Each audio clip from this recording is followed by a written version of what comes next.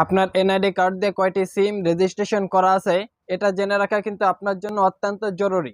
কারণ তাতে আপনি জানতে পারবেন আপনার এনআইডি কার্ড দিয়ে কোনো অসাধু ব্যক্তি আপনার অজান্তে কোনো সিম ব্যবহার করছে কিনা।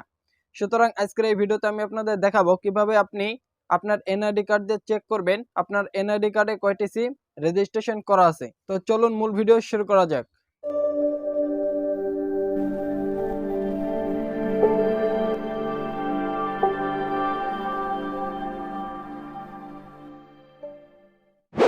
আপনার এনআইডি কার্ড দিয়ে কয়টি সিম রেজিস্ট্রেশন করা আছে এটা জানার জন্য প্রথমে আপনাকে যে কাজটি করতে হবে, আপনার এনআইডি কার্ড দিয়ে রেজিস্ট্রেশন করা আছে এমন একটি সিম থেকে আপনাকে ডায়াল করতে হবে *1600 এটা লিখে আপনি ডায়াল করবেন। দেখা যাচ্ছে please enter the last 4 digit of your ID, অর্থাৎ আপনার এনআইডি এর যে লাস্টে যে 4টা ডিজিট আছে ওই 4 ডিজিট আপনাকে দিতে হবে।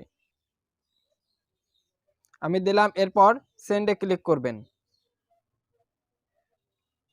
You will get an SMS soon, thank you Grameen phone, অর্থাৎ শীঘ্রই একটা মেসেজ আপনার ফোনে কিন্তু আসবে। ওই মেসেজে আপনি দেখতে পারবেন আপনার এনআইডি কার্ড দিয়ে কয়টি সিম রেজিস্ট্রেশন করা আছে। মেসেজ কিন্তু চলে আসছে। আমি যদি এখন মেসেজে ক্লিক করি, দেখা যায় টোটাল 2টা সিম কেনা আছে।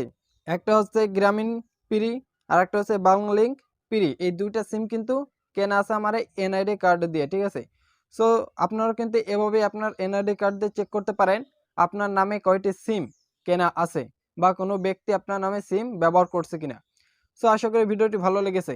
যদি ভালো লেগে থাকে তাহলে অবশ্যই চ্যানেলটি সাবস্ক্রাইব করবেন এবং যারা ফেসবুক পেজ থেকে দেখছেন অবশ্যই পেজটিকে ফলো দিয়ে আমাদের সাথেই থাকবেন। দেখা হচ্ছে নতুন কোনো ভিডিওতে। আল্লাহ হাফেজ।